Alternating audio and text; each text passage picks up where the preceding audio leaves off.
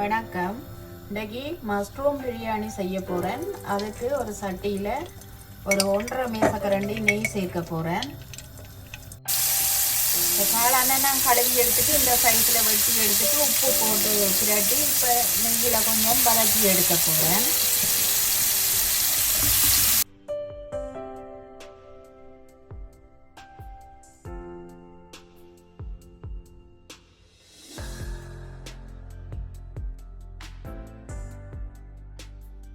இந்த மஷ்ரூமுக்கு எக்ஸ்ட்ராவாக தண்ணி சேர்க்க தேவையில்லை. அதில் உள்ள தண்ணியிலேயே இது அவிஞ்சு நல்ல கோல்டன் ப்ரௌன் கலராக இது வரும். அது மட்டும் நாங்கள் வதக்கி கொண்டிருக்கணும். இப்போ இந்த மஷ்ரூமை வதக்கி எடுக்க போகிறேன். நல்லா வதங்கிட்டுது. இந்த பிரியாணி தேவையான அரிசியை அவிய விட போகிறேன். பாஸ்மதி அரிசியை அதுக்கு பட்டை, கிராம்பு, ஏலக்காய், நெய் எல்லாம் சேர்க்குறேன். அதோட இப்போ அரிசியை சேர்ப்பேன் தண்ணி விட்டுட்டு.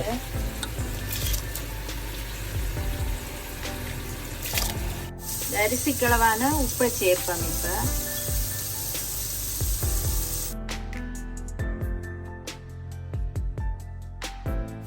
இந்த அரிசிக்கு நான் ஒரு 3-4 பச்சை மிளகாயும் சேர்த்துருக்கிறேன். அவியட்டம் சேர்ந்து அரிசி இப்போ அவிஞ்சோண்டு வந்துட்டு நான் இதை வடித்து எடுக்க போகிறேன். இப்போ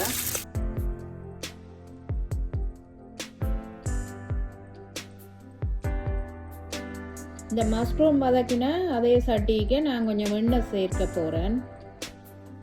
பிரியாணிக்கு வெட்டி வச்சிருக்கிற வெங்காயத்தில் அரைவாசியை நான் முதல் பொரிச்சு எடுக்க போகிறேன்.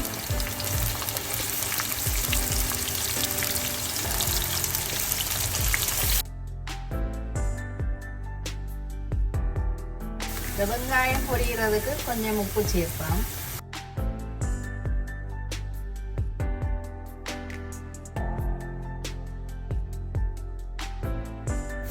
இந்த வெங்காயம் நல்ல பொன்னிறமாக பொரிஞ்சு வந்துட்டு எடுக்க போகிறேன். இதை அதே சட்டிக்கு நான் பிரியாணியில் பட்டை, கிராம்பு, ஏலக்காய் சேர்க்கிறேன். சேர்த்துட்டு வெங்காயம் சேர்க்கிறேன்.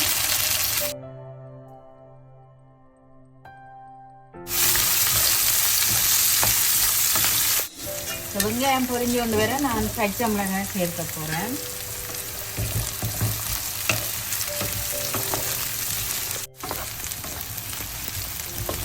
இன்னும் கொஞ்சம் நேரம் இந்த வெங்காயம் வதங்க வேணும்.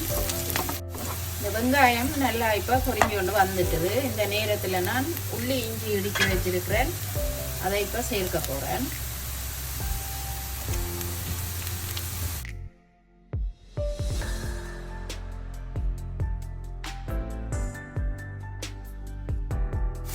இப்போ 2 தக்காளி வெட்டி வச்சிருக்கிறேன். அதை இதுக்கு சேர்க்க போகிறேன்.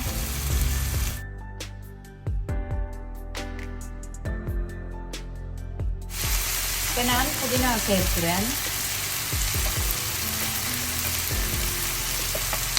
அதோட கொஞ்சம் கொத்தமல்லியிலையும் வெட்டி வச்சிருக்கிறேன். அதையும் சேர்க்கிறேன்.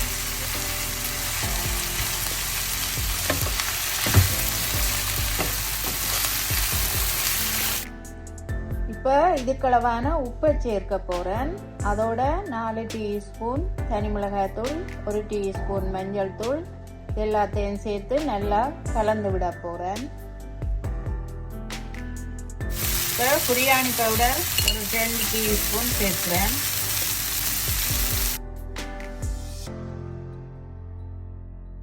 அதோட 2 மேசக்கரண்டி தயிரும் சேர்த்துட்டு எல்லாத்தையும் நல்லா சேர்ற மாதிரி இப்போ கலந்து விட போகிறேன். இந்த தக்காளி தூள் எல்லாம் அவிஞ்சு வர்றதுக்கு நான் கொஞ்சம் தண்ணி சேர்க்க போகிறேன்.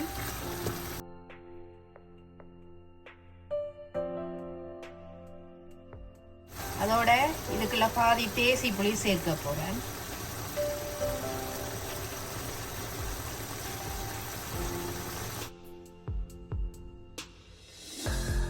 இப்போ நான் இந்த வதக்கி வச்ச மஷ்ரூமை சேர்க்கிறேன்.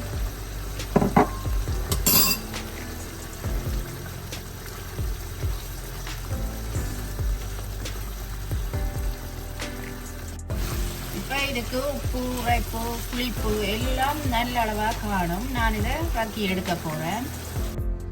இப்போ நான் இந்த தம் போடுறதுக்கு இந்த சட்டிக்கு ஒரு மேசக்கரண்டி நெய் சேர்க்கிறேன்.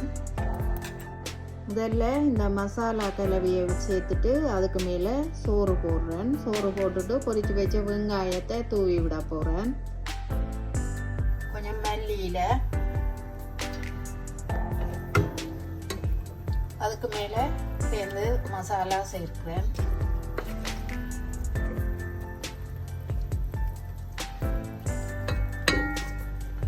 இப்படி மசாலாவையும் சோறையும் லேயர் லேயராக சேர்த்துட்டு அதுக்கு மேலே நான் பொரிச்சு எடுத்த வெங்காயத்தை தூவுறேன். அப்படியே மல்லியிலையும் கொஞ்சம் சேர்த்துட்டு அதோட நெய்யும் கொஞ்சம் சேர்த்து மூடி 10 நிமிஷம் தம்மில் விட போகிறேன். இப்போ இந்த மஷ்ரூம் பிரியாணி ரெடி ஆயிட்டுது. நான் இப்போ எல்லாத்தையும் நல்லா கலந்து விட்டுட்டு ரக்கி எடுக்க போகிறேன். இந்த மஷ்ரூம் பிரியாணி நான் இப்போ செய்து எடுத்துட்டேன்.